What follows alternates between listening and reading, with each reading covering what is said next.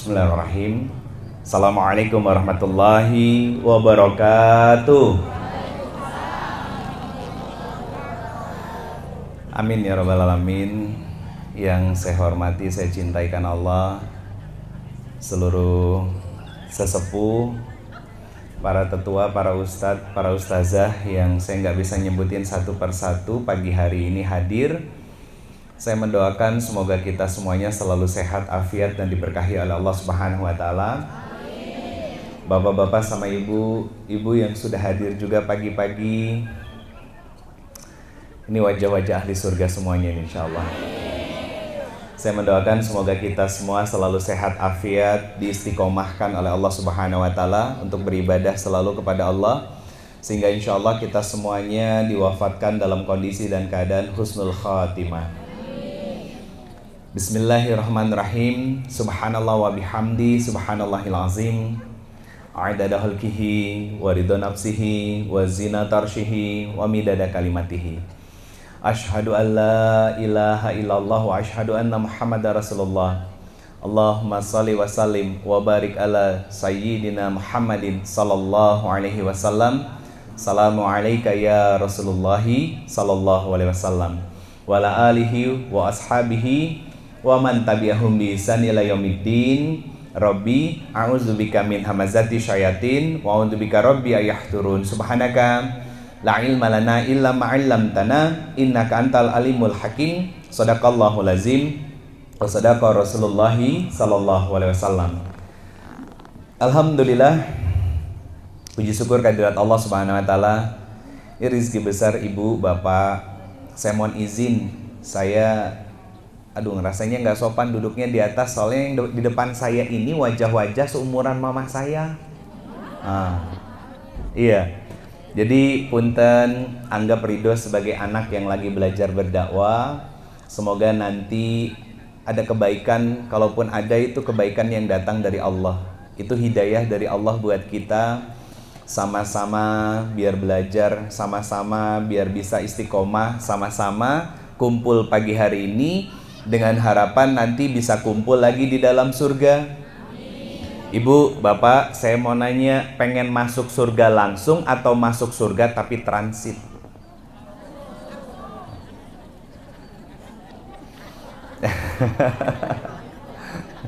Nah, sorry. Ibu, bapak, punten, saya Ridho Febri bukan orang Sunda. Ya, papa saya orang Padang, mama saya orang Jawa. Saya tinggal di Bandung sudah 7 tahun. Alhamdulillah saya sudah menikah 15 tahun. Istri saya orang Sumedang. Jadi kalau saya nggak bisa bobodoran, hapunten. Terus kalau ada kata-kata bahasa Sunda saya yang salah, saya juga minta maaf. Nah, pertanyaan saya, pengen masuk surganya langsung atau masuk surga tapi transit? Langsung. Pertanyaan saya, sudah cukup bekalnya belum? Ai selama hidup ngapain aja? Sok. Saya mau tanya dulu, apa syarat masuk surga? Salah. Ayat surga yang pertama dibahas oleh Allah di Quran surat kedua Al-Baqarah ayat 25. Wa basyiril ladzina amanu wa amilus shalihat. Takwa itu dampak dari dua hal ini yang kita lakukan. Karena kita nggak bakalan bisa bertakwa kalau tidak beramal soleh atas dasar iman. Itu dampaknya, ibu. Karena apa? Salah satu dampak dari senang beramal soleh dan mengerjakannya dengan iman itu dekat dengan Allah. Contoh, apa maksud beramal soleh dengan iman, Pak? Saya dekat sama bapak-bapak, dekat sama ibu-ibu, ya kan? Terus saling mengunjungi, saling silaturahmi. Pertanyaannya, mau nyakitin nggak? Nggak bakalan. Pasti bakal dijaga sebaik mungkin. Sama, takwa itu begitu. Dijaga hubungan kita dengan Allah agar kita tidak menyakiti. Karena definisi takwa itu membangun hubungan yang baik antara kita dengan Allah lewat amal soleh yang kita kerjakan. Dengan cara apa? Menjauhkan apa-apa yang Allah larang dan mengerjakan apa-apa yang Allah perintahkan. Jadi kalau ditanya syarat masuk surga, bukan cuma takwa. Tapi ayat pertama yang membahas tentang surga ada 2 syaratnya. Punya iman, berbekal amal soleh. Punya iman, alhamdulillah kita sudah beriman karena sejak lahir dilahirkan sebagai seorang muslim. Walaupun kadang-kadang muslimnya mendadak jadi muslim jadi-jadian. Benar kan Ibu? Punten, apa ciri seorang muslim? Seperti ini, tertutup auratnya, pakaiannya rapih. Kenapa saya bilang mendadak cosplay jadi muslim jadi-jadian? Ayah Ujang tukang sayur, keliling komplek. Ya. Begitu keluar pakai daster nyingkrang. Leresnya Pak?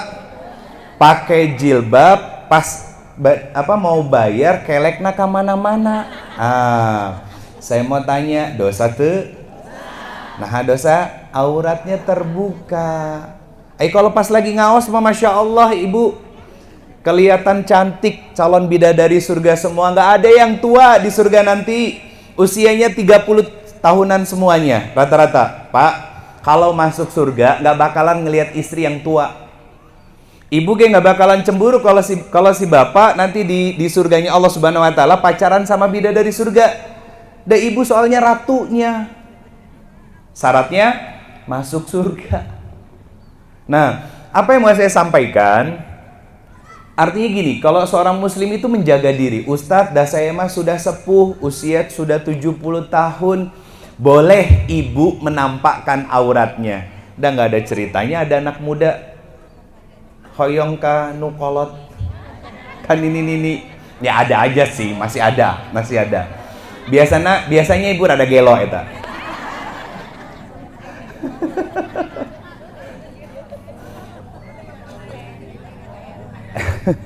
Lebih bagus lagi tetap menutup auratnya. Kenapa? Bukan karena sudah tua atau muda, tapi menutup aurat adalah perintah dari Allah. Itu gambaran ikhtiar amal soleh kita. Banyak cara untuk dapat pahala di sisi Allah Subhanahu Wa Taala.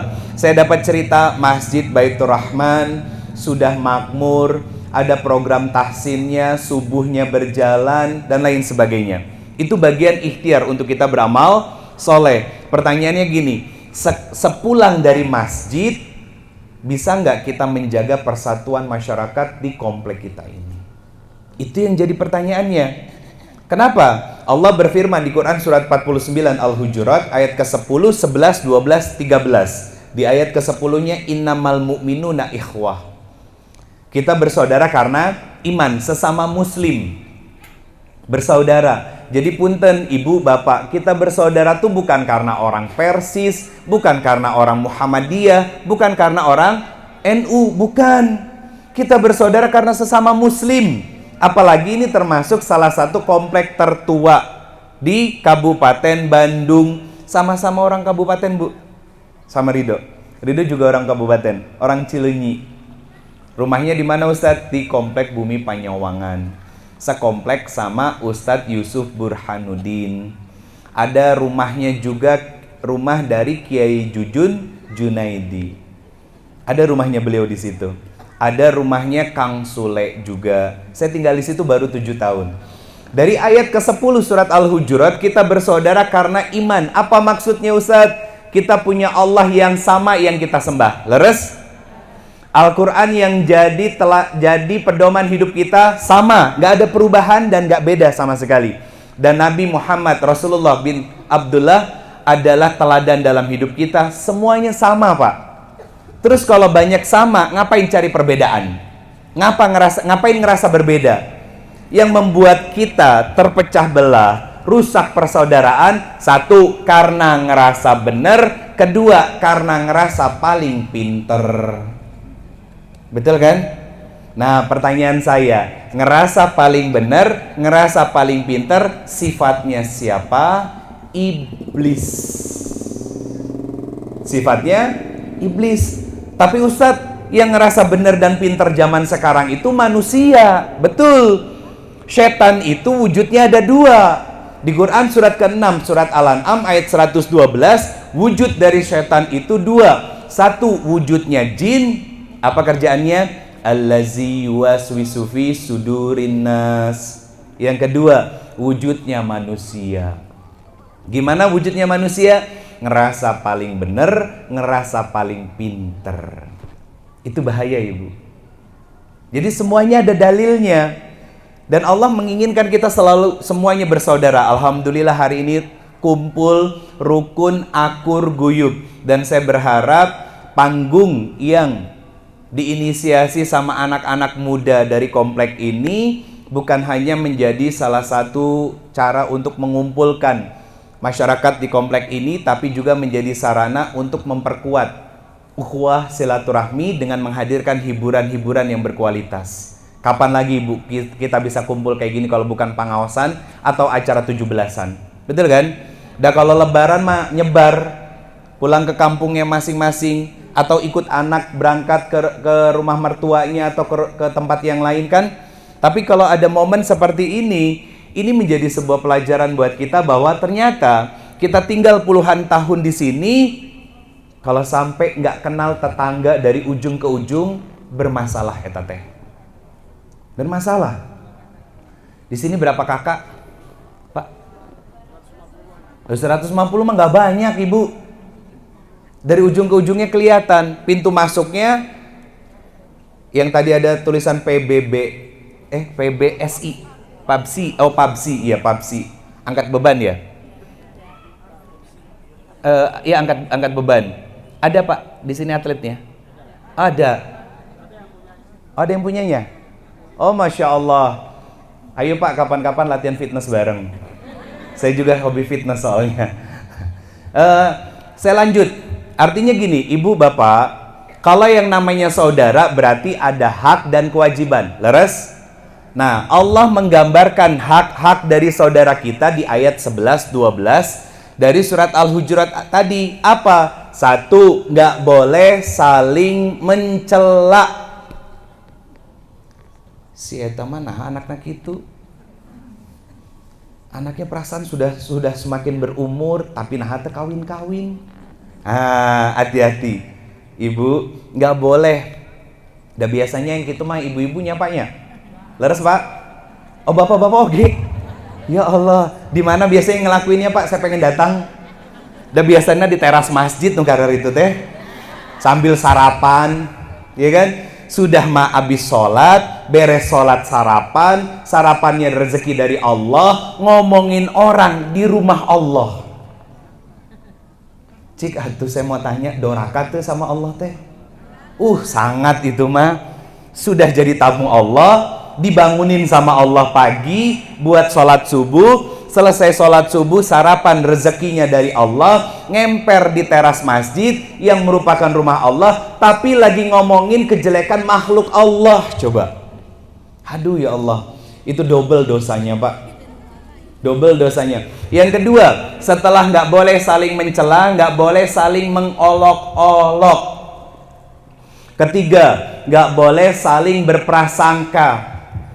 Pas lagi jalan pagi ngelihat tetangganya beda gang, pulang pusing, ketemu sama suaminya, Bapak, kunaon Ibu teh? Ya Allah, itu tetangga kita Pak sebelah sono, rumahnya belum selesai direnovasi, nah ayeuna beli mobil baru. Apa kata suaminya? Paling gak nyicil. Gak boleh berprasangka, dosa. Yang keempat, yang kelima, nggak boleh mencari-cari kekurangan orang lain. Di sini dibagi dua, namanya gunjing. Gunjing itu ada dua. Kalau benar jadi gibah, kalau salah jadi fitnah. Cik hobi nasaha. Nah, Ibu saya kasih tahu, sumber dosanya para laki-laki itu kebanyakan dari matanya. Dan sumber dosa dari perempuan dari mana? Tak apal geningan. Dari mulut. Bapak punten, kenapa surat keempat disebut dengan kata An-Nisa? Kenapa Ibu? Apa artinya An-Nisa? Salah. Apa arti An-Nisa? Apa artinya An-Nisa? Perempuan salah. Apa arti An-Nisa? Wanita. Bukan Ibu, salah, jangan maksa. Nya wanita sama perempuan teh sami. Apa artinya Nisa? Wanita-wanita atau perempuan-perempuan. Bentuk jamak. Apa maksudnya? Nggak ada ceritanya perempuan bermaksiat sendiri, minimal duaan. Ngapain? Ngomongin orang. Saya mau tanya, dosa nggak? Nah jadi hobi. Kata Nabi SAW, aku akan jaminkan surga bagi umatku yang mampu menjaga lisan dan kemaluannya agar tidak menyakiti orang lain. Apa maksud lisan dan kemaluannya? Kemaluannya nggak jadi pelakor, lisannya nggak nyakitin orang. Kemaluannya tidak berzina, mulutnya nggak zolim sama orang lain. Yang paling gampang dosa kita lakukan itu lewat mulut. Pertanyaan saya sederhana, sudah minta maaf belum sama orang-orang yang kita sakitin dulu? Sudah minta maaf belum? Susah. Ibu tahu kata Nabi pernah bilang begini, ada orang-orang yang muflis. Orang-orang yang muflis. Apa yang muflis? Orang muflis bangkrut. Pertanyaannya, kenapa bangkrut? Karena pahala sholat, pahala sedekah, tahajudnya, ngaji Qur'annya, sedekahnya dipindahin ke orang-orang yang selama ini disakiti dan dizolimin sama dia. Siapa yang melakukan itu? Allah. Kapan terjadinya? Di akhirat nanti ketika proses penghitungan amal-amal kebaikan kita. Bapak, Ibu, kita hidup di dunia, Masya Allah, tetangga melihat kita solehnya paling puncak. 5 waktu bahkan azan juga belum berkumandang sudah di masjid. Kenapa? Da anjeunna muazzinha. Beliau yang azan, beliau yang imam, beliau jadi makmum. Ibunya ngaji, bring ka ditu, bring ka dieu. Yarhamukumullah. Ternyata apa? Mulutnya nggak bisa dijaga, sering nyakitin orang, jelek-jelekin orang, pernah ngefitnah orang, mengadu domba orang atau namimah. Akhirnya apa yang Allah lakukan? Pahalanya dipindahkan ke orang-orang yang pernah disakiti oleh dia. Akhirnya habis pahalanya. Tapi orang-orang yang dizolimi sama dia masih ada, ngejajar baris di depan dia. Apa yang Allah lakukan? Allah pindahkan dosa-dosa dari orang-orang itu ke diri dia. Yang tadinya ketika hidup di dunia seolah-olah akan menjadi ahli surga, ternyata karena tidak bisa menjaga lisannya, Allah masukkan ke dalam nerakanya Allah Subhanahu wa Ta'ala. Mau? Nah, itu yang saya bilang tadi, masuk surga tapi transit. Atau ada hadis Nabi SAW yang lainnya, ada orang-orang yang beramal dengan amalan-amalan ahli surga, sehingga surga itu terasa dekat surga itu. Bahkan tinggal 1 jengkal lagi, berarti cuma tinggal ngalengkah doang masuk ke dalam surga. Tapi kata Nabi SAW, takdir mendahulukan kehidupan dirinya dan dia dimasukkan ke dalam nerakanya Allah Subhanahu wa Ta'ala. Banyak yang seperti itu, banyak Pak.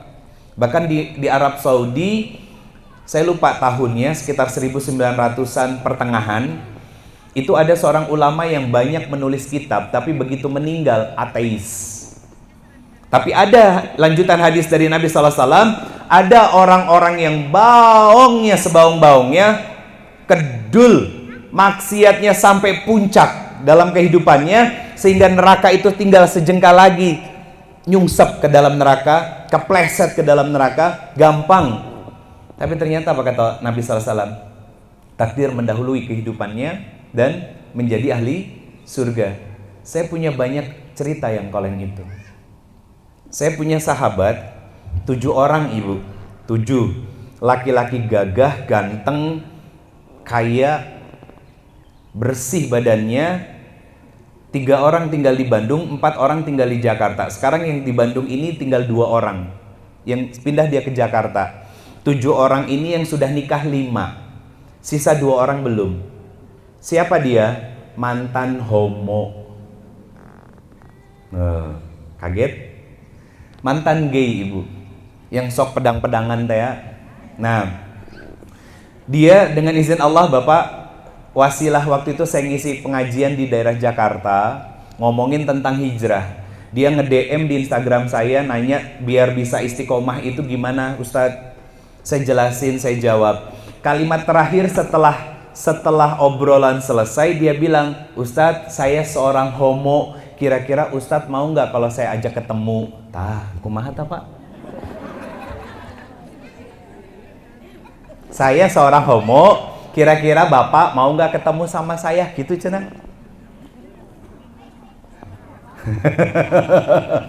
Saya seminggu Pak istikharah, sampai akhirnya saya ketemu sama mereka 3 orang pertamanya. Saya bilang sama mereka, boleh ketemu tapi di tempat yang terbuka, di kafe. Udah bahaya kalau masuk ke apartemen.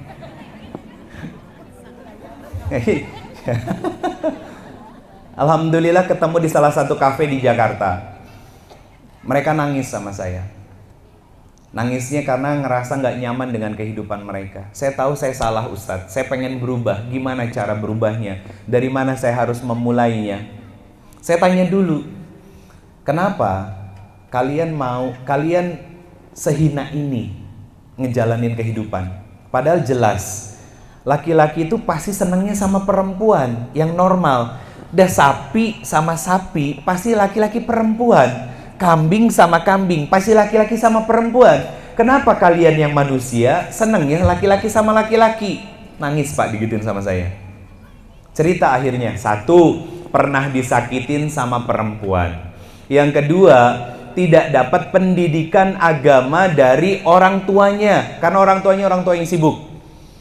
Dari usia kelas SMP, tingkat SMP sampai sebesar itu tinggalnya seringnya sama pembantu di rumah. Orang tuanya kemana Bang? Orang tua saya seorang diplomat, pindah dari satu negara ke negara yang lain. Dan itu hanya pulang ke Indonesia seminggu, setelah itu berangkat lagi. Dan lain sebagainya Bapak. Pelajarannya apa? Pelajarannya pendidikan orang tua kepada anak itu penting Pak. Karena anak itu yang akan menjadi seperti apa itu kita yang membentuknya. Nah, singkat cerita akhirnya, kalian mau nggak keluar dari Jakarta pindah ke timur? Tapi dengan satu catatan, kalian nggak boleh kerja dan nggak boleh berinteraksi secara umum. Siap Ustadz? Kalaupun harus setahun kita nggak kerja, kita masih bisa hidup kok. Kenapa? Bapak Ibu, mereka orang kaya, berkecukupan secara materi. Salah satunya itu punya kartu kredit yang warna hitam, Black Edition. Salah satu yang punya itu Sultan Andara, Raffi Ahmad, Unlimited. Akhirnya apa? Saya titipkan ke sahabat saya di daerah Jawa Timur untuk ditemani, dibimbing. Alhamdulillah ala kulli hal, setahun lebih mereka betul-betul pulih dengan izin Allah. Itu Pak, kan ngelihatnya seolah-olah seperti kaum Nabi Hud alaihi salam. Dilaknat sama Allah. Karena apa? Karena menyalahi fitrah. Kan Allah berfirman, ya ayuhan nas, inna khalaqnakum min zakar wa uns. Sepasang laki-laki perempuan. Berarti laki-laki senangnya kepada perempuan, perempuan pasti tertariknya kepada laki-laki. Mereka menyalahi aturan Allah itu, senangnya sama laki-laki lagi. Saya waktu itu saya ruqyah Pak, beliau sampai kedua kali. Ketika saya datang ke daerah Jawa Timur, 2 kali saya ruqyah mereka dengan izin Allah. Ternyata jin penyuka sesama jenis itu juga ada. Itu kenapa saya ruqyah? Karena jin penyuka sesama jenis itu juga ada. Bahkan saya pernah ngeruqyah orang, punten Pak, manusia biasa tapi nempel ke tembok, ngerayap di tembok tinggi dari lantai, yarhamukumullah, sampai ke kaki. Ketika dia nempel di tembok itu sekitar 1,5 meter, yarhamukumullah, sebahu saya. Padahal manusia biasa nempel ke tembok. Kenapa? Kemasukan jin toke. Makanya kalau di rumah ada cicak, ada toke, dibunuh. Kenapa? Itu hewan fasik, tempat perantara setan dan jin masuk ke dalam rumah. Karena cicak itu ngapain?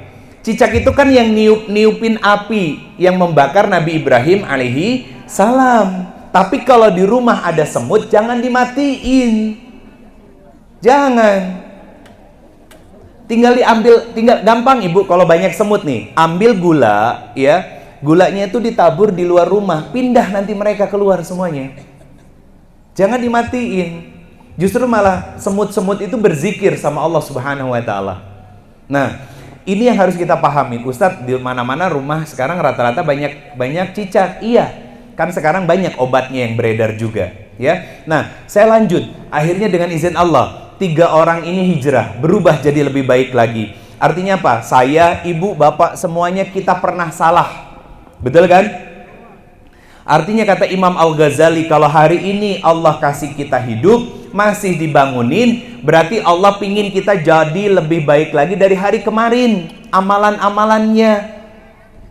Punten ibu, bapak, punten pisan. Ini saya lagi ngomong sama diri saya dan kita semuanya. Kalau kita hari ini diwafatkan sama Allah, ketemu sama Allah, ditimbang amalnya hanya karena keadilan Allah, bukan karunia Allah. Hanya karena keadilan Allah. Saya katakan, demi Allah, gak ada di antara kita yang layak masuk surga. Gak ada sama sekali. Kenapa? Punten, Allah kasih hidup 24 jam. Saya mau tanya, banyaknya yang kita kerjain itu amal soleh atau amal salah? Amal salah. Sholat subuh kita tadi aja belum tentu diterima sama Allah. Iya kan? Kenapa? Karena ketika kita sholat suka pikirannya kemana-mana. Leres ibu?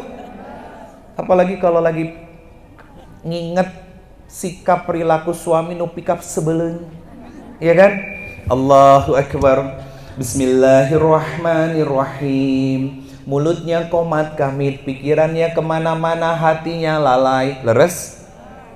Sholatnya siapa? Abdi. Allah berfirman di Quran surat keempat ayat 43. Ya ayyuhallazina amanu la taqrabus shalah wa antum sukara hatta ta'lamuna ma taqulun. Apa kata Allah? Hei orang-orang yang beriman, jangan kalian kerjakan sholat. Jangan kalian sholat tapi kalian tidak paham dengan bacaan-bacaan yang kalian baca di dalam sholat, sehingga sholat kalian terkesan seperti sholatnya orang-orang yang sedang mabuk, yang kalau bicara ngelantur. Betul kan? Mulutnya komat kamit tapi pikirannya kosong dan hatinya lalai. Leres? Makanya nggak ada perubahan dalam hidup kita, ibu. Akhirnya apa? Selesai sholat, bapak-bapak duduk di selasar sambil nyemil, sambil ngopi, sambil sarapan, tapi mulutnya nggak bisa dijaga buat ngomongin orang. Betul kan? Padahal di rumah Allah lagi jadi tamu Allah, ngomongin makhluk Allah, bermaksiat di rumah Allah. Itu yang terjadi. Nabi SAW mengatakan, Kullu bani Adam khata, anak cucu Adam pasti berdosa. Saya, kita semuanya. Beda halnya kalau ditimbangnya dengan karunia-Nya Allah Subhanahu wa taala. Maka ada peluang untuk masuk surga. Berarti kita beramal soleh itu bukan buat beli surganya Allah, tapi kita beramal soleh untuk ngerayu Allah biar Allah tuh sayang sama kita. Apa buktinya? Buka Quran surat ketiga Al-Imran ayat 31. Kata Allah Subhanahu wa taala, kalau kita mengaku beriman kepada Allah Subhanahu wa taala, fattabi'uni. Ikuti siapa? Rasulullah sallallahu alaihi wasallam. Fattabi'uni. Kata Allah Subhanahu wa taala, kalau kita ngaku beriman kepada Allah, berarti ngaku sebagai seorang muslim. Teladannya siapa? Rasulullah. Makanya ayatnya bilang fattabi'uni. Ikuti dia. Siapa? Rasulullah Muhammad sallallahu alaihi wasallam dalam semua aspek kehidupan. Ibu, saya mau tanya, Bapak, Nabi diuji enggak? Diuji. Nabi menikah enggak? Menikah. Nabi punya anak enggak? Punya. Nabi makan enggak? Makan. Nabi ibadah enggak? Ibadah. Maka ikuti cara beliau melakukan itu semuanya. Masalahnya kan kita enggak kenal Nabi sallallahu alaihi wasallam. Betul? Sekarang saya mau tanya, Bapak sama Ibu cinta sama Nabi? Bohong. Kenapa saya bilang bohong? Dan gak kenal. Betul kan? Soal kenal gak sama Nabi SAW? Bagaimana Nabi bangunnya? Apa yang dibaca sama Nabi? Bagaimana Nabi ketika bangun tidur? Gak tahu. Bagaimana persiapan Nabi menjelang tidurnya? Gak tahu. Kenapa? Karena gak pernah belajar sejarah Nabi Sallallahu Alaihi Wasallam. Terus gimana mau cinta? Saya mau tanya, kenal dulu apa cinta dulu? Kenal dulu. Ibu bapak dulu sebelum nikah kan kenal dulu kebiasaannya, anaknya siapa, kerja di mana, pendidikannya apa, kan itu. Akhirnya muncul apa? Simpati, ketertarikan. Akhirnya muncul cintanya ketika melihat banyak kebaikannya. Bagaimana kita dengan Nabi Sallallahu Alaihi Wasallam yang akan memberikan syafaat kepada kita nanti? Kakunya cinta tapi nggak pernah kenal sama sekali. Makanya akhirnya apa? Punten, kalau sholawat kita nggak istiqomah, kalau sholat sunnah nggak istiqomah, sholatnya seadanya. Bahkan ada seorang sahabat ibu, hidup di zaman Nabi, ketemu sama Nabi, betul-betul bersama dengan Nabi, sholat di samping Nabi. Selesai, Assalamualaikum warahmatullah, Assalamualaikum warahmatullah. Kata Nabi apa? Ta'al, berdiri, ulangi sholatnya. Ulangi sholatnya. Sholat yang kedua, Assalamualaikum warahmatullah, Assalamualaikum warahmatullah. Ta'al, berdiri, ulangi sholatmu sampai 3 kali. Begitu ngucap salam, suruh berdiri lagi sama Rasulullah SAW. Ya Rasulullah, saya tidak bisa melakukan sholat yang lain kecuali yang saya lakukan sekarang. Apa kata Nabi? Sholatlah seperti saya sholat. Pertanyaan saya sederhana, sholat kita sudah seperti Nabi sholat belum? Belum. Dan gak mau belajar. Apa yang membedakan sholat kita sama sholat Nabi SAW? Kekhusyuan. Betul kan? Pikiran kita kemana-mana, hati kita lalai. Pernah belajar tentang sholat khusyuk ibu? Padahal sudah 50, 60, 70 tahun umurnya. Punten ibu, kenapa saya bilang amal soleh kita nggak bisa ngebeli surga? Anak umur 6-7 tahun sekarang sudah sholat 5 waktu. Leres? Bahkan mereka punya hafalan Al-Quran. Artinya apa? Kita yang usianya 40 tahun, 50 tahun, 60 tahun, bahkan lebih dari itu, amalnya tidak istimewa di hadapan Allah karena anak kecil juga melakukan hal yang sama. Leres kan? Jadi kalau anak kecil tiba-tiba masuk ke surga lebih dulu dan kita masuknya terakhir, jangan sedih. Kenapa? Karena kita hidup hanya sekedar hidup, kata seorang ulama, Buya Hamka. Jangan hidup hanya sekedar hidup, karena kerbau di sawah juga hidup, monyet di hutan juga hidup. Apa yang membuat kita harus berbeda? Karena kita punya akal membedakan mana yang benar dan mana yang salah. Mau belajar itu kebaikan, ngamalin ilmunya itu istimewa. Kalau sudah melakukan kebaikan-kebaikan yang dilakukan sama Nabi, apa yang kita dapat? 2, yuhibbukumullah wa yaghfir lakum dzunubakum. Allah cinta kepada kita. Kalau Allah sudah cinta ibu, bapak, apa yang didapat sama kita? Surga di bumi dan surga di akhirat nanti. Dan pengampunan dari dosa-dosa yang kita punya. Itu yang kita usahakan.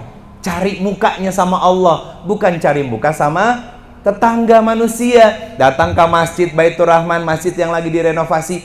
Bapak, punten, saya mau sedekah. Tulis ya, tulis aja nggak apa-apa, hamba Allah, tapi dalam kurung nama saya. Ada yang gitu? Ada, ya Allah. Karena biar kesebut namanya, gak usah capek. Kenapa? Kalau kita gak diapresiasi sama orang, nyereh hati. Nah, itu ciri orang yang berpenyakit hatinya dan beramal soleh tidak karena Allah Subhanahu wa Ta'ala. Akhirnya apa? Cuman dapat capek doang. Bapak subuh sok ke masjid, malu sama tetangga, bapak teh tokoh di sini. Salah. Bapak sudah dipanggil sama Allah, yuk ke masjid.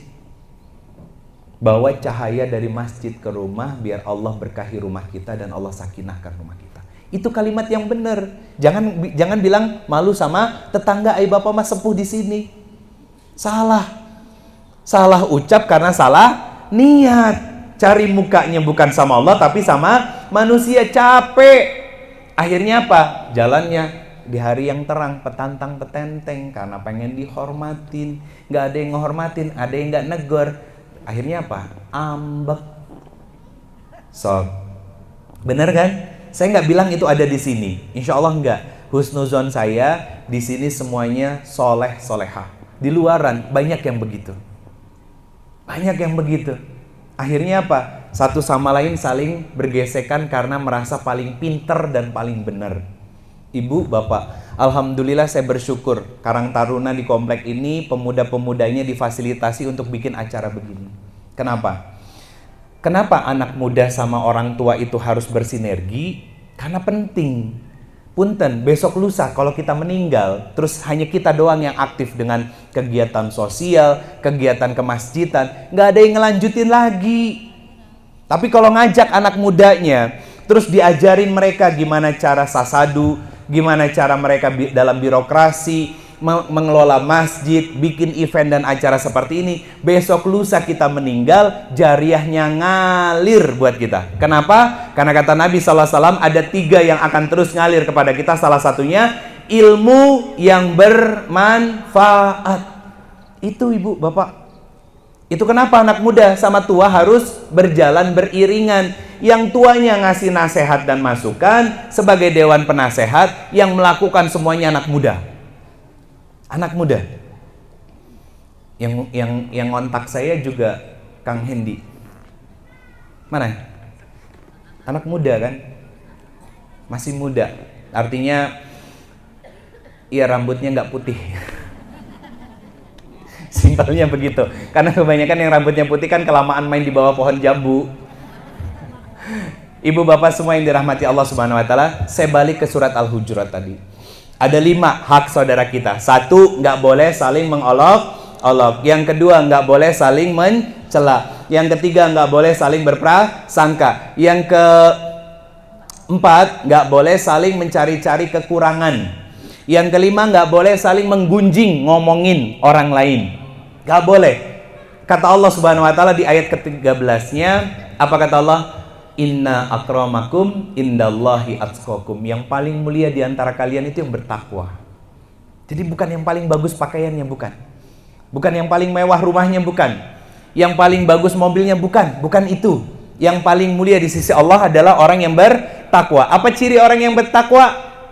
Akhlaknya mulia, lisannya baik, perbuatan dan sikapnya bagus. Nggak nyakitin orang. Nah itu saya berharap itu ada di antara kita semua yang hadir, dan dalam husnuzon baik sangka saya itu sudah terjadi di sini, sudah dilakukan di sini, di komplek tercinta kita yang sudah berpuluh-puluh tahun kita tinggal di sini. Saya berharap ini bisa menjadi salah satu komplek percontohan karena rukun, akur, guyub, adem, tentrem semuanya. Bukan karena di samping bukit, bukan. Itu teh di atas apa? Villa? Hah? Hah? HP? Oh kafe. Di atas itu kafe? Punya orang kaya? Dari Jakarta? Ah ya udah. Kenapa pak? Hah? Orang Padang? Masya Allah. Tapi kan bukan orang sini pak. Ada manfaatnya? Gak ada kalau bukan orang sini. Kalau orang sini, orang kita kan pasti nyari apa namanya? Nyari semua kebaikannya dari kita. Gak apa-apa sih, semoga Allah istiqomahkan beliau dan Allah jaga beliau dalam kebaikan-kebaikan yang Allah ridhoi. Ya sugan we gitu kan, kecipratan rezekinya ke sini, ada kegiatan sosial gitu kan dan lain sebagainya insyaallah. Saya kembalikan. Yang yang mulia di sisi Allah itu karena takwa. Pertanyaannya gini. Bapak-bapak pakai kopiah, pakai baju koko, ibu-ibu pakai baju gamis, pertanyaan saya, apakah sudah bertakwa di hadapan Allah? Belum tentu. Ke masjid lagi safar, bapak-bapak ke masjid mampir, ketemu orang, kita mah senyum, salaman. Kan ciri khasnya orang Indonesia, khususnya di tanah Pasundan ini, ramah, senang sasadu. Ketemu sesama saudara muslim, kita salaman, beliaunya salaman, tapi mukanya tegang, kaku, terus kita dilihat dari bawah ke atas atau dari atas ke bawah, diajak senyum nggak senyum. Ada yang seperti itu banyak. Karena ngerasa beda. Cuman karena apa? Punten, karena kita datang ke masjid sarungan paling. Atau pakai celana yang menjulur sampai mata kaki. Ada yang kayak gitu banyak. Gak mau negor, gak mau nyapa, padahal kita sudah bersikap ramah sama mereka. Inna akramakum indallahi atqakum. Jangan baper, jangan sakit hati. Kenapa? Itu cara Allah memperlihatkan kepada kita tong sarwana. Jangan sampai melakukan hal yang sama kepada orang lain. Lihat ibu, bapak di ayat ke-13-nya. Ya ayuhan nas inna khalaqnakum min zakar wa uns wa ja'alnakum syu'uba wa qabail. Saya yakin yang tinggal di komplek ini bukan hanya orang Sunda yang lahir besar di Bandung. Tapi ada orang Sunda yang datang dari daerah-daerah di Jawa Barat yang lainnya. Entah itu dari Tasik, dari Ciamis, dari Cianjur, kumpul di sini. Atau bahkan ada orang Jawa, ada orang dari Sumatera yang datang tinggal di sini. Kata Allah, li ta'arafu, saling mengenal satu sama lain, Pak. Mengenalnya bukan hanya secara fisik, Ibu, tapi kenali kebiasaan mereka, biar kita tidak menormalisasi sesuatu yang salah. Contoh punten, orang Sunda bilang singkong itu apa bahasa Sundanya? Sampe. Bukan itu. Apa? Yang lainnya, Pak? Hui. Bukan singkong, bukan. Orang Jawa sama orang Sunda itu bahasanya beda. Contoh, gedang. Pisang ya. Kalau orang jangan gedang deh. Orang Sunda bilang kalau makan paling haus apa? Paling halus. Dahar, tuang dahar. Orang Jawa nyebut dahar itu kasar. Dahar itu halus. Orang Sunda kasar. Kebalikan. Makanya kalau ada orang Sunda ngomong dahar atau orang Jawa ngomong dahar di sini dianggap mereka halus, di sini kasar. Suka kaget. Apa yang harus kita kenali? Itu bahasa sama katanya, tapi ternyata posisinya beda. Di Sunda itu kasar, di Jawa itu halus. Nah, itu kenal kayak begitu, Ibu. Jadi nggak salah kata, nggak salah ngomong kitanya. Terus apalagi? Apa yang disuka sama tetangga kita yang berbeda kebudayaannya ini dan lain sebagainya. Maka akhirnya apa? Memperkuat tali silaturahmi. Punten, saya sampaikan begini. Nabi SAW dulu di awal risalah Islam turun itu mempersaudarakan berbagai macam tingkat manusia. Ada yang pengusaha, ada yang ahli ilmu, ada yang hanya seorang budak. Bersaudara karena apa? Karena iman. Begitu hijrah ke Madinah, di Madinah sudah dikondisikan dulu Hazrat dan Aus yang 350 tahun mereka berperang, mereka sering berantem, dipersaudarakan dengan nama Ansor.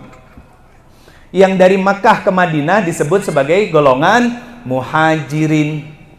Muhajirin dan Ansor dipersaudarakan, jadilah Islam yang berkuasa. Kalau di komplek ini satu sama lain rukun akur guyub, satu sama lain saling nolong, saling beli dagangan, ya, saling beli jajanan hasil dari usaha yang dilakukan sama tetangga-tetangga kita yang tinggal di sini. Apa kata Allah? Quran surat ke-7 ayat 96. Walau ana ahlul qura amanu wattaqo. Kalau penduduk sebuah negeri, berarti penduduk sebuah komplek. Apa kata Allah? Beriman dan bertakwa. Lihat apa yang diberikan. La fatahna alaihim barakati minas samai wal ard. Allah berikan keberkahan dari langit dan bumi. Apa ciri keberkahannya? Berkah itu ziyadatul khair, makin bertambah keberkahannya, makin bertambah kebaikannya. Artinya saat kita bersaudara, rukun akur guyub antar tetangga di komplek ini, satu sama lain saling nolong, saling bahu-membahu berbuat kebaikan dan mengadakan kegiatan-kegiatan sosial lainnya. Di sini ada duafa enggak? Ada yatim piatu? Ada. Itu orang yang kita harus tolong. Ibu punten, Bapak, program kemasjidan santunan anak yatim itu bagus. Saya katakan bagus, tapi kurang istimewa. Saya ulangi, itu bagus tapi kurang istimewa. Kenapa saya katakan kurang istimewa? Karena kalau hanya sekedar santunan berarti kita mengajarkan anak-anak yatim itu menjadi orang-orang yang bermindset minta-minta. Terus Ustaz, apa yang harus saya lakukan? Masjid bikin baitul mal. Untuk apa? Zakat, infak, sedekah kumpulin di masjid. Data anak-anak yatim piatu di sini sekolahin sampai tingkat tinggi. Selama ibunya nggak nikah lagi. Kalau ibunya sudah nikah lagi, maka selesai, sudah tertanggung sama ayah sambungnya. Tapi kalau ibunya nggak nikah lagi, sampai pendidikan tinggi sekolahin. Boleh nggak buat perjanjian? Boleh. Apa perjanjiannya? Nah, kalau kamu sudah lulus kuliah nanti, ketika kamu kerja, ingat, kamu harus melanjutkan program ini untuk menyekolahkan adik-adikmu yang sesama yatim yang lainnya. Saya tanya, itu pahalanya ngalir apa putus? Ngalir.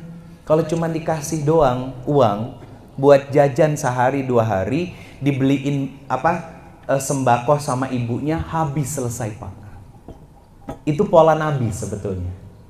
Pernah satu ketika Nabi jalan di kampung, ya, di Madinah saat itu. Nabi SAW ketemu seorang anak yang lagi duduk sedih.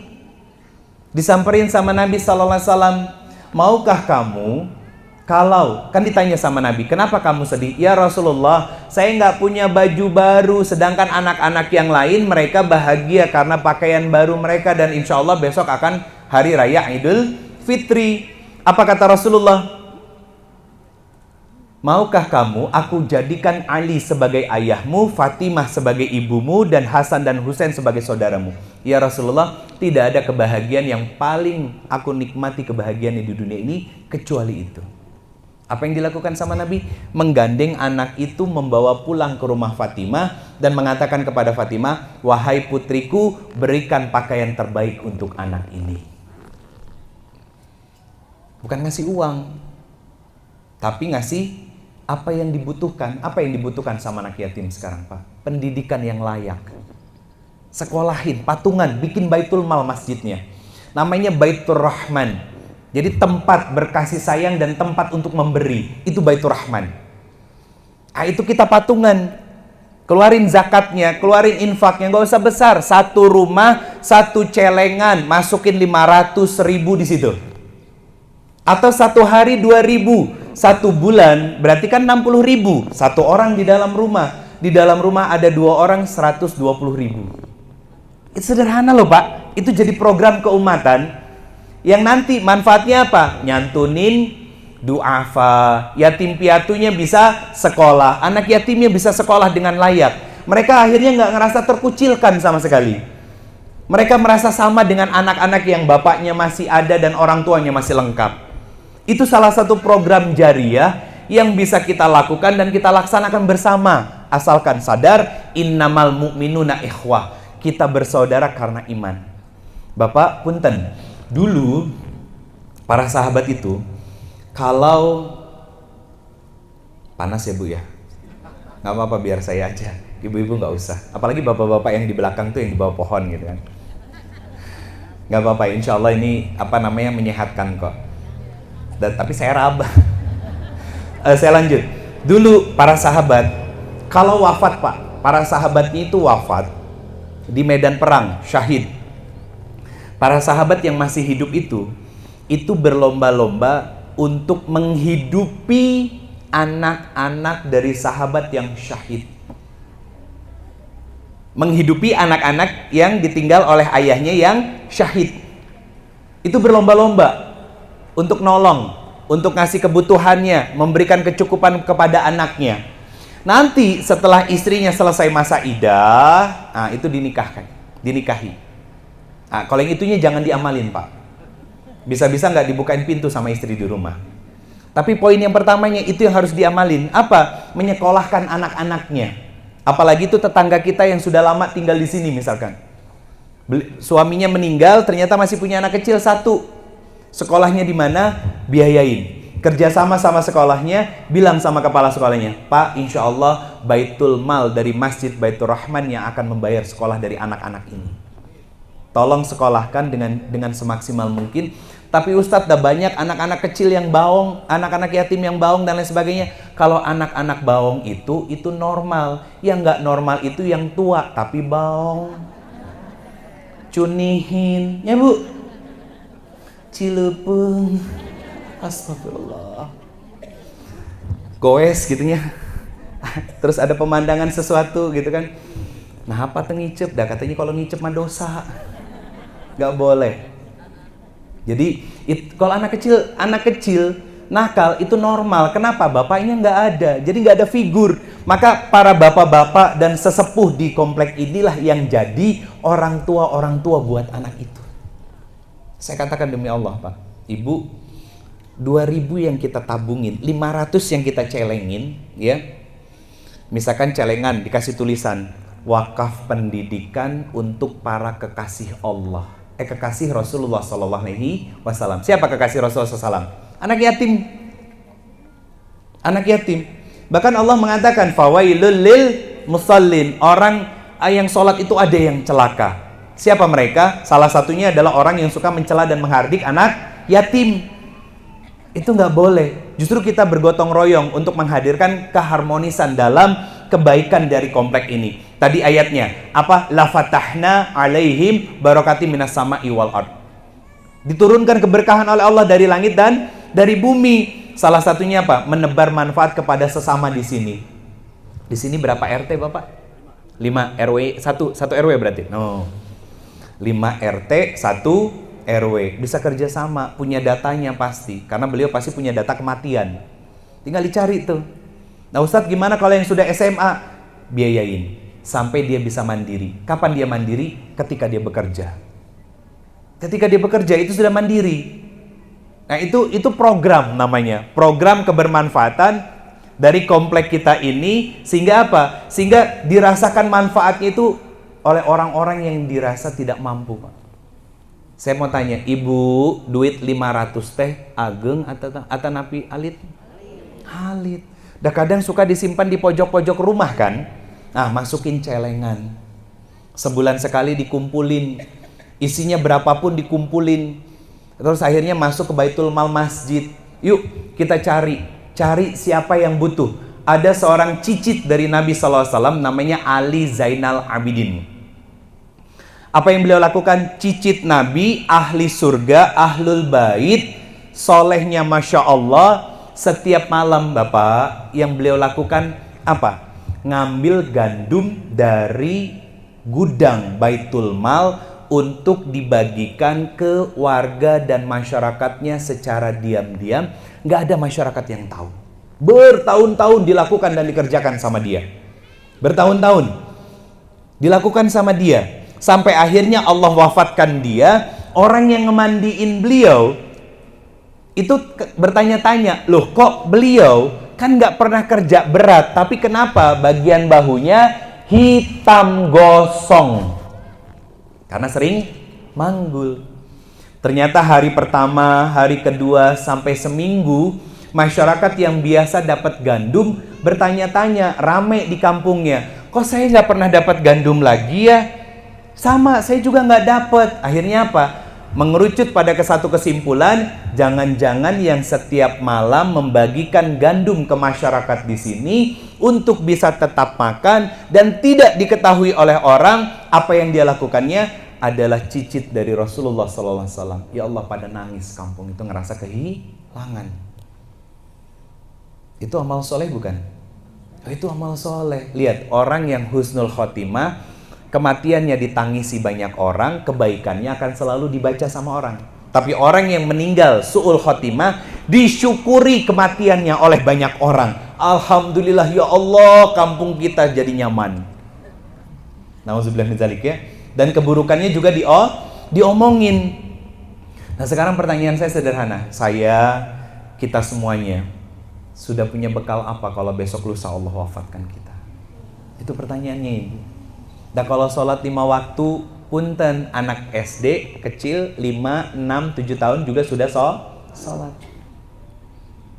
Apa yang bikin kita beda sama mereka? Ai kita ngaos kemana-mana, beringkad itu beringkad dia, terus seragam majelis taklim ngajajar di lemari, ya kan? Pertanyaannya, sudah hafal berapa juz ayat Al-Quran? So, saya mau tanya nih, saya kasih hadiah pagi ini ya. Ngacung dulu baru jawab, ya. Sebutin jumlah ayat Al-Quran. Ngacung. Syaratnya tekenging googling. Nah, sama saya didoain kalau ada yang googling HP-nya rusak. Sok, ngacung. Berapa jumlah ayat Al-Quran? Hah? Sok, ngacung jawab. Sok. Ibu dulu, mangga. 6.666. Ibu juga sama. Ada yang beda? Ada yang ngerasa beda? Berapa ibu? 6.634. Ada yang ibu berapa yang di belakang? 140 44. Sedikit banget ya jumlah ayat Al-Qur'an. Ada yang beda? Sob. Sama saya kasih 200.000 kalau ada yang benar. Tapi syaratnya nggak boleh buka Google. Kalau buka Google saya doain HP-nya rusak. Soalnya kan dikasih hadiah. Bapak ngacung. Berapa, Pak? 6.636.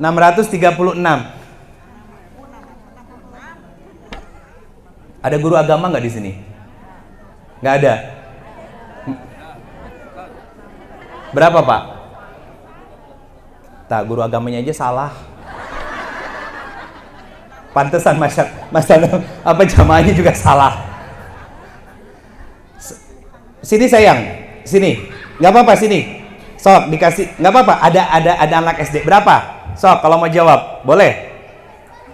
Pakai isyarat nggak apa-apa, pakai isyarat tangan. Boleh sok. Berapa? 6.624. Berapa sayang? Mau jawab mangga? Boleh. Boleh. Berapa ibu? Itu barusan sudah dijawab. Salah. Mau jawab nggak? Hah? 2.224. Salah semua. Pertanyaan saya terakhir. Betul, mangga teteh ke depan.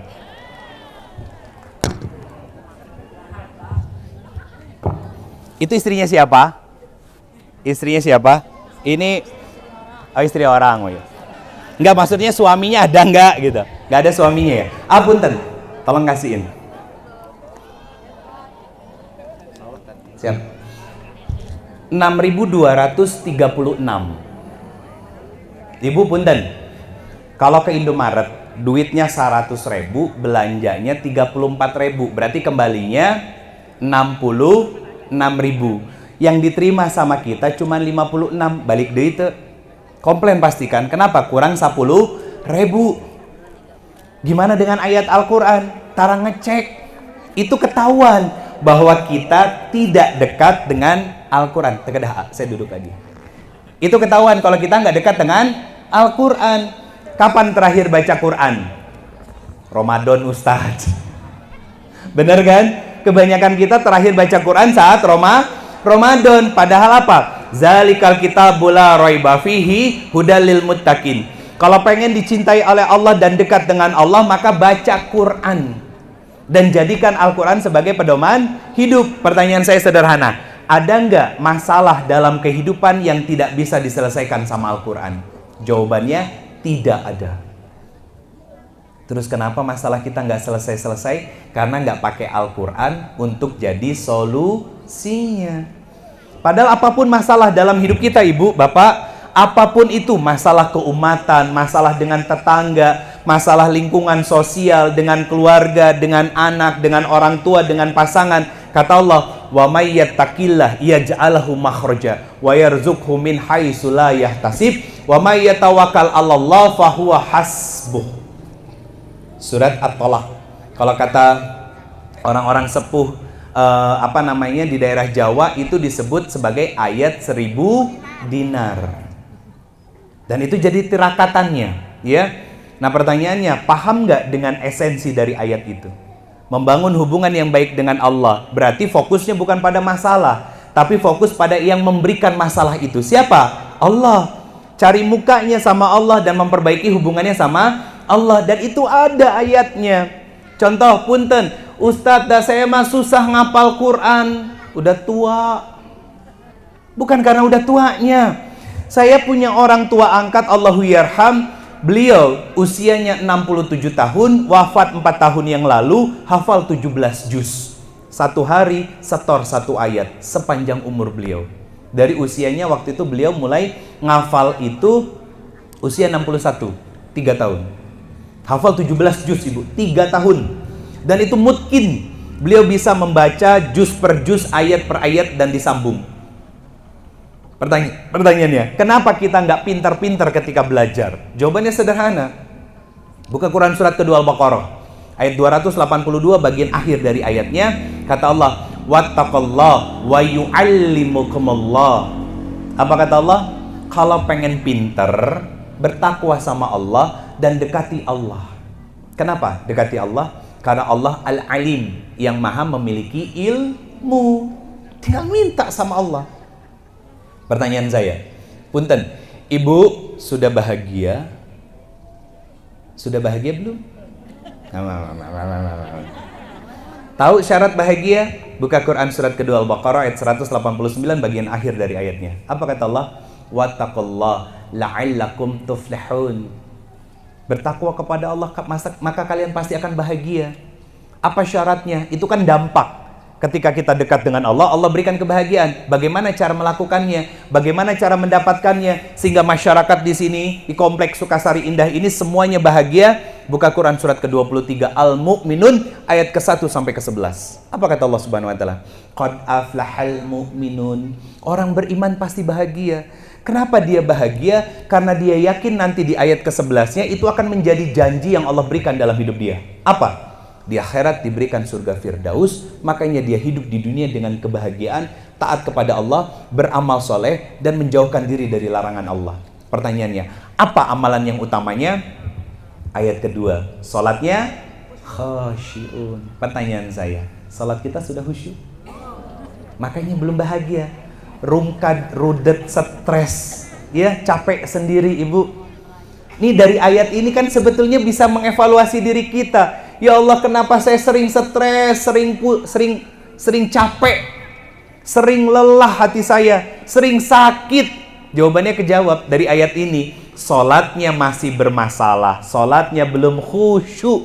Bahkan ketika disakiti orang, nggak terima, saya harus balas. Ayo Ustadz, kan emang kalau sakit hati mah udah kudu dibalas, dan dianya zolim sama saya. Ada ayatnya nanti saya sampaikan. Lihat, orang-orang yang khusyuk, kata Allah di ayat ketiga surat Al-Mu'minun, dijaga sama Allah dari ucapan, sikap, dan perbuatan yang sia-sia. Pertanyaan saya, ngomongin orang manfaat tuh? Ngejelek-jelekin orang manfaat tuh? Sering dilakuin kan? Berarti salatnya belum khusyuk. Sederhana kok, bapak-bapak duduk di selasar masjid, ya, lagi jadi tamu Allah di rumah Allah, tapi selesai sholat sambil sarapan, ya kan, mulut ngunyah tapi ngomongin orang. Berarti saat sholat dia nggak khusyuk. Syarat diterimanya sholat itu sama Allah itu ada dua. Satu, fikihnya terjaga. Berarti wudunya sempurna, sholatnya tumaknina, bacaannya juga bagus, ya, tidak ada rukun yang dikurang-kurangi dan ditambahkan. Yang kedua, khusyuk. Nah, itu PR kita ibu. Terus apa kaitannya dengan tidak membalas keburukan orang lain? Boleh. Orang zolim mukul kita, dipukul balik. Pertanyaannya gini, ketika kita disakiti orang terus ngebalik mukul, sakit yang diterima si orang ini sama nggak dengan sakit yang kita terima? Nggak sama. Punten. Saya dipukul sama Kang Handi, marah saya kan. Terus akhirnya saya balas. Pertanyaan saya, ketika saya mukul beliau, sama sakitnya nggak dengan yang saya rasa? Enggak. Kenapa? Karena sudah didorong dengan emosi. Pasti lebih sakit. Pertanyaan saya, adil atau zolim? Zolim. Makanya di Quran surat Asy-Syura, surat ke-42, ayat ke-40, kata Allah begini ibu, balaslah keburukan dengan keburukan yang sama. Nah, berarti Allah ngasih haknya buat kita, tapi ayatnya nggak selesai di situ. Apa kata Allah Subhanahu wa taala? Tapi kalau kamu belajar untuk memaafkan dan tetap berbuat baik kepada mereka, apa kata Allah? Aku sendiri yang akan memberikan pahalanya untukmu. Apa pahalanya? Buka Quran surat ke-13. Tapi sebelum buka Quran surat 13, buka dulu Quran surat 39 Az-Zumar ayat ke-10 menjelang akhir dari ayatnya. Apa kata Allah Subhanahu wa taala? Orang-orang yang bersabar akan diberikan pahala tanpa batas oleh Allah. Kalau tanpa batas berarti kan tidak ada bilangan dan angkanya. Betul ya Bu ya? Nah pertanyaannya, di mana ujung dari pahala tanpa batas itu? Buka Quran surat 13 Ar-Ra'd 22, 23, 24. Pintu surga namanya surga Aden. Enak ya Bu? Ngomonginnya ayat, dalil, lompat dalil, lompat dalil, lompat dalil. Itu zalikal kitabul la raiba fihi hudalil muttaqin. Hidup sesuai dengan apa yang Allah mau, bukan maunya sendiri. Akhirnya hidupnya terarah. Ada yang nyakitin, kalau nggak bisa berbuat baik, seminimalnya doain, kata Nabi. Ya Allah, saya sakit hati, saya terluka, saya kecewa karena tetangga saya. Saya sudah ngasih amanah kepercayaan sama dia, tapi dia malah nyakitin saya. Saya percaya ya Allah, sakit hati ini ada karena takdirmu. Ajarkan saya untuk bisa memaafkan dan berikan hidayah kepada teman saya. Jangan-jangan rasa sakit hati ini terjadi karena saya pernah nyakitin orang. Nah, ngacung. Ibu, bapak ngacung. Siapa di sini yang gak pernah nyakitin orang? Nah, sepakat ya, kita pernah nyakitin orang. Nah, sekarang pertanyaannya saya ganti. Ngacung di sini siapa yang nggak pernah disakitin orang? Nggak ada. Sepakat. Sakit hati, kecewa, terluka. Itu hukuman kecil dari Allah karena kita pernah melakukannya ke orang lain. Kalau ada yang ngomongin kita, ngejelek-jelekin kita, itu hukuman kecil dari Allah untuk kita karena kita juga pernah ngomongin orang lain. Ustadz itu karma, bukan. Famay ya'mal misqala dzarratin khairan yarah wa may ya'mal misqala dzarratin syarran yarah. Kebaikan, keburukan apapun yang kita lakukan pasti dibalas oleh Allah Subhanahu wa taala. Maka saya berharap di komplek kita ini punya kesadaran. Bukan hanya kesadaran tentang diri sendiri harus ibadah dan taat kepada Allah, tapi kesadaran untuk berjamaah. Wa'tasimu bihablillahi jami'ah. Jangan tercerai-berai, jangan memutus silaturahmi. Kita tinggal di komplek yang sama, jangan ngerasa paling benar, jangan ngerasa paling pinter. Kenapa? Dan besok lusa kalau kita meninggal, yang nyolatin tetangga kita di masjid komplek kita. Nggak mungkin kita dalam kondisi sudah pocong-pocongan, lompat-lompat sendiri masuk ke dalam kubur. Betul kan? Kita pasti butuh tetangga kita untuk ngangkat keranda kita dan diantarkan ke tempat peristirahatan terakhir. Maka yuk jaga harmonis, silaturahmi, kerukunan dan keakuran serta kekeluargaan di komplek kita ini. Apa janji Allah? La fatahna alaihim barokati minas sama'i wal ard. Yang kedua, bangun nilai-nilai sosial di komplek kita. Bikin baitul mal, ya, dikelola sama orang yang amanah, ya, masukkan ke dalam rekening yang memang bisa selalu dipantau sama masyarakat. Apa maksudnya itu? Akuntabilitas, terbuka. Kenapa? Yang namanya uang itu sensitif. Saya pernah ngisi Pak khutbah Jumat di salah satu masjid di Bandung.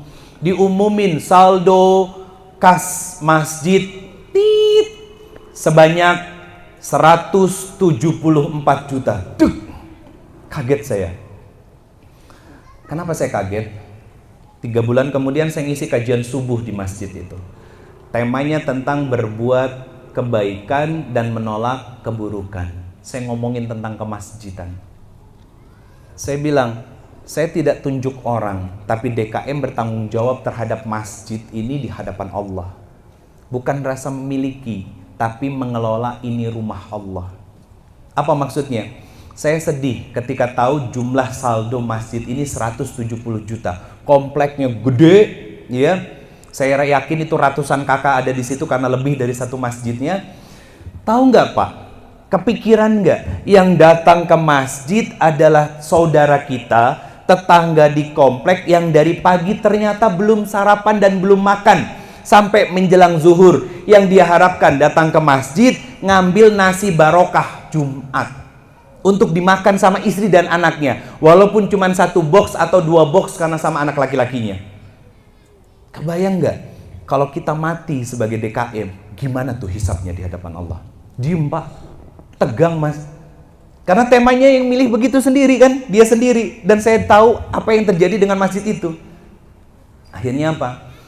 8 bulan kemudian saya dijadwalkan untuk khutbah Jumat lagi di situ. Alhamdulillah ala kulli hal, dari 170 juta berkurang jadi tinggal 80 jutaan sekian. Apa yang dilakukan? Saya bilang kerjasama sama RT RW dari masing-masing RT dan masing-masing RW, cari data berapa duafa anak yatim, bilang ke semua masyarakat yang ada di sekitar masjid itu, kalau butuh beras datang ke masjid. Datang ke masjid. Usahain uang kas masjid itu 0.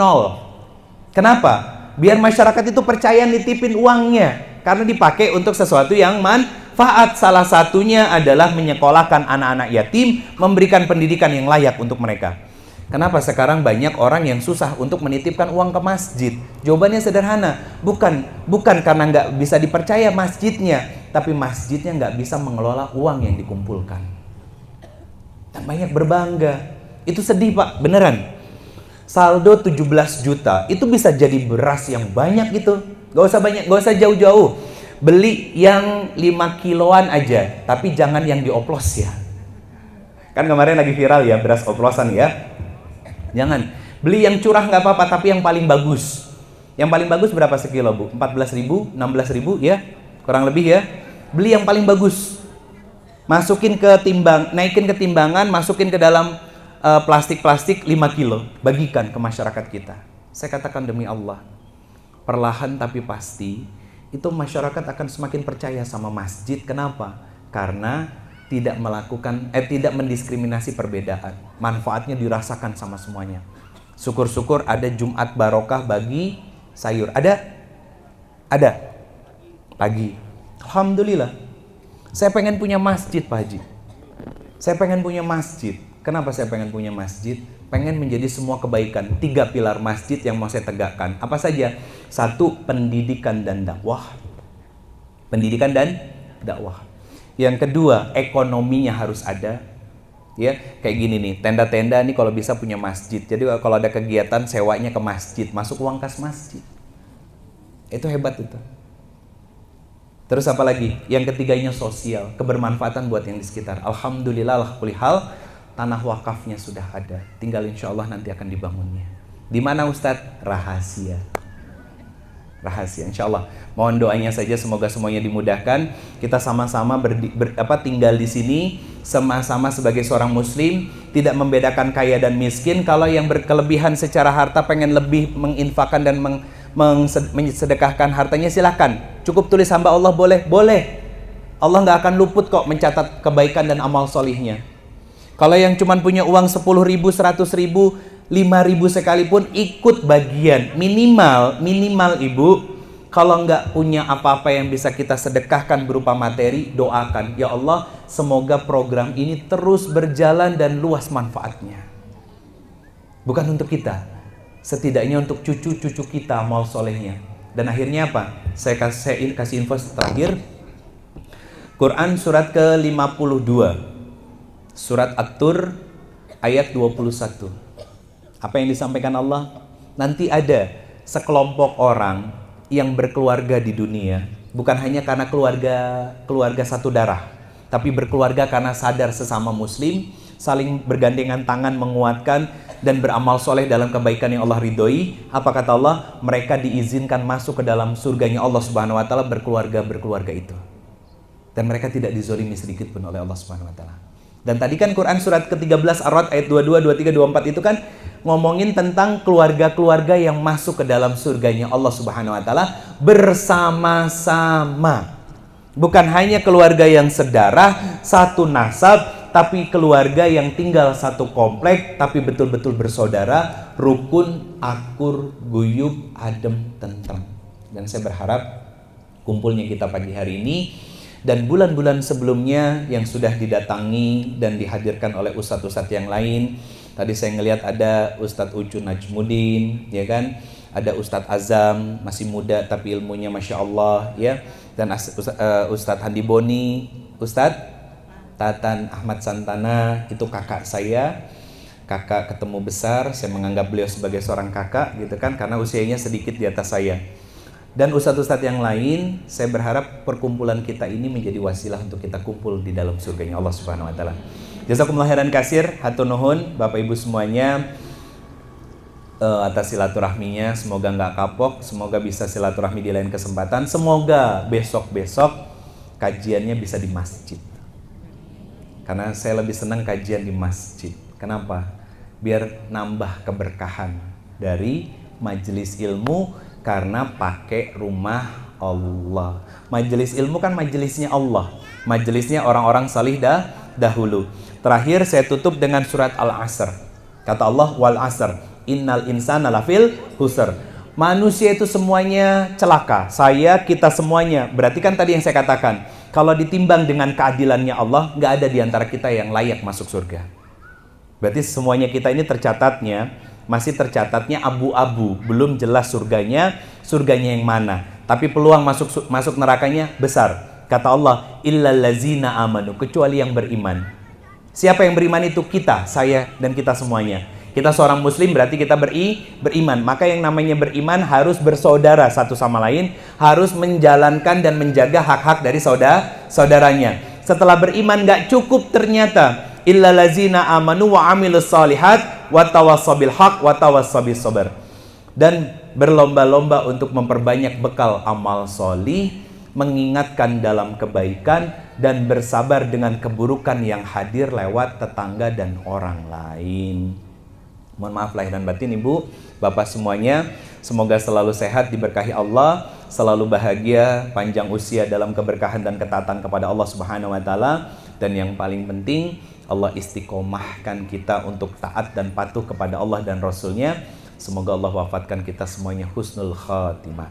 Subhanakallahumma wa bihamdika asyhadu an la ilaha illa anta astaghfiruka wa atubu ilaik. Saya mohon maaf lahir dan batin. Langsung doa. Ya.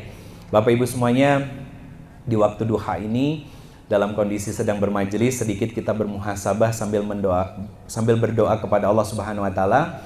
Perbaiki posisi duduknya kita kembali, simpan benda-benda keduniawiannya, gadgetnya, handphonenya dan lain-lain. Kita tundukkan kepala sambil memejamkan mata. Kita tundukkan kepala sambil memejamkan mata.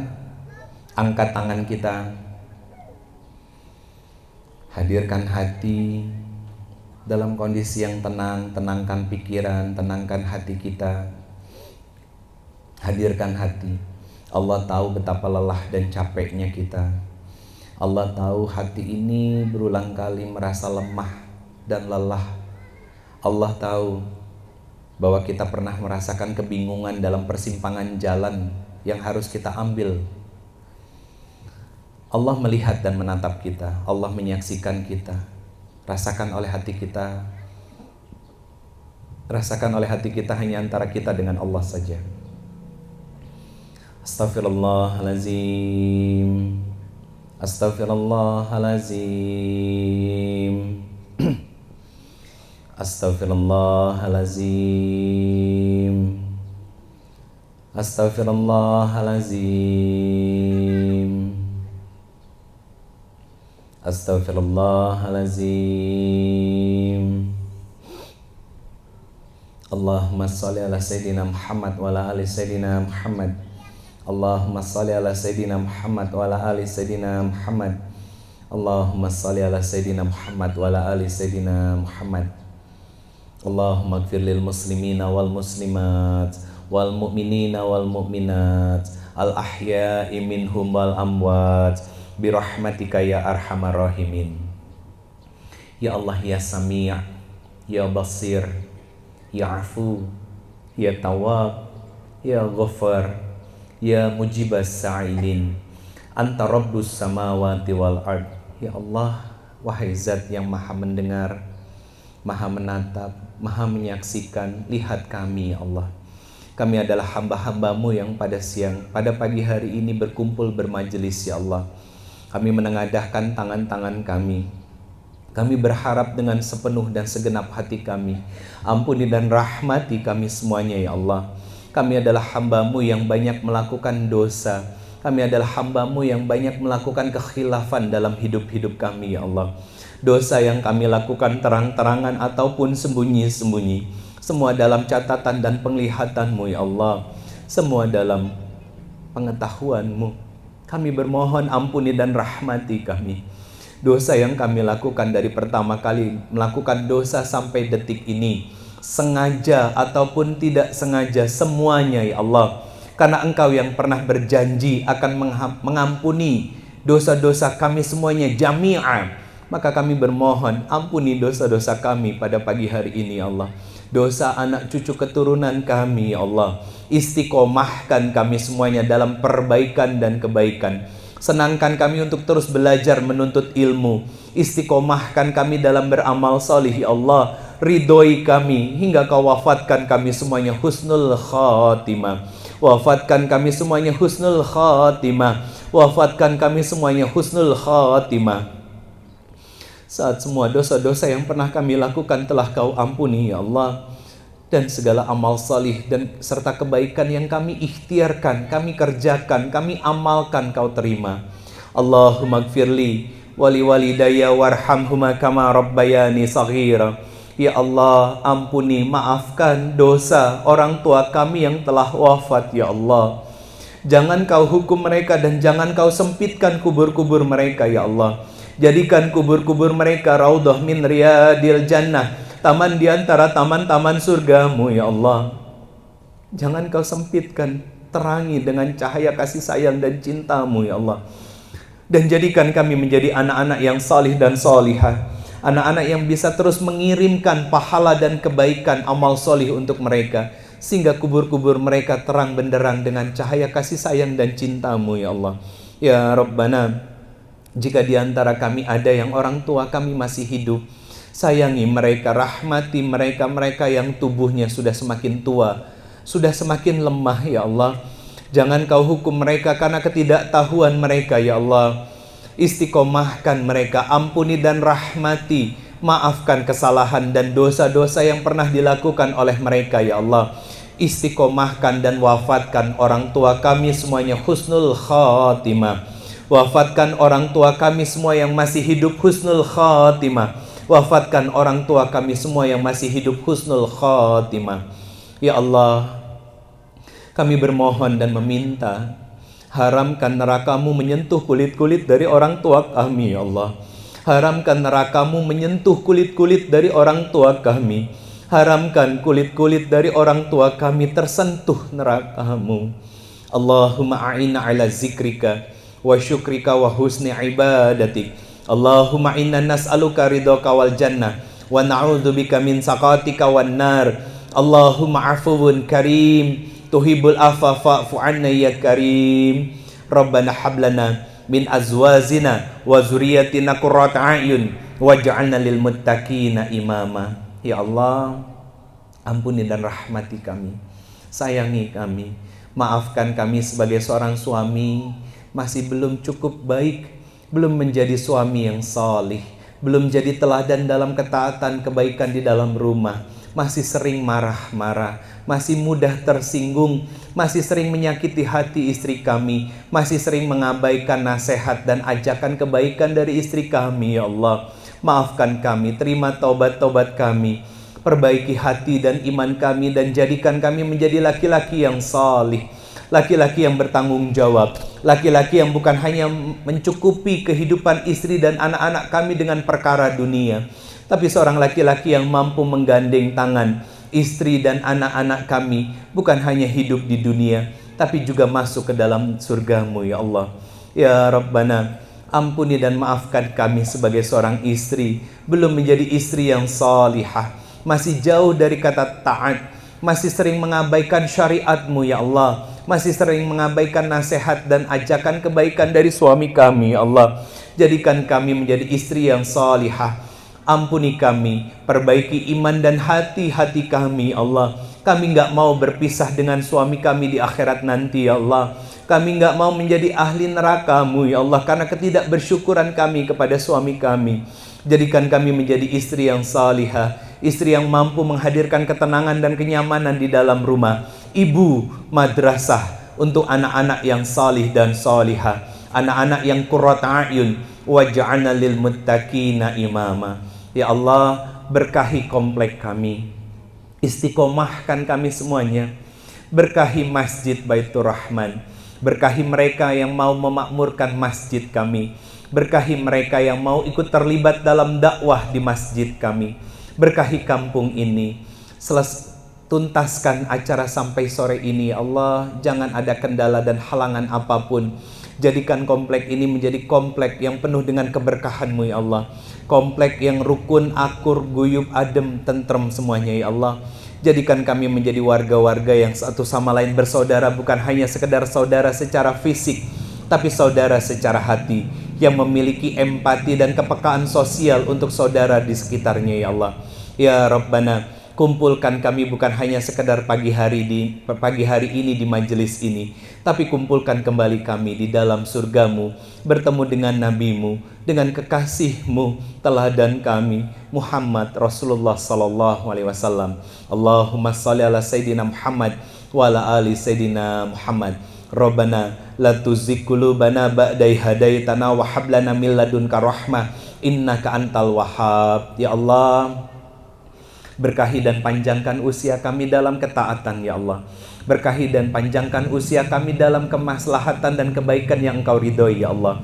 Sakinahkan dan bahagiakan kami semuanya, dan kumpulkan kembali kami di dalam surga. Ampuni segala khilaf, salah dan kemaksiatan yang pernah kami lakukan semuanya ya Allah. Dan jangan pernah Kau cabut kembali hidayah yang sudah Kau tanamkan ke dalam jiwa-jiwa kami semuanya ya Allah.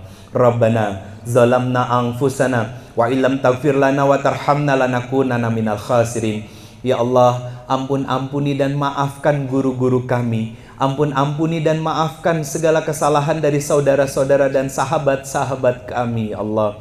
Rabbana atina fid dunya hasanah wa fil akhirati hasanah wa qina azabannar. Walhamdulillahirabbil alamin. Al-Fatihah.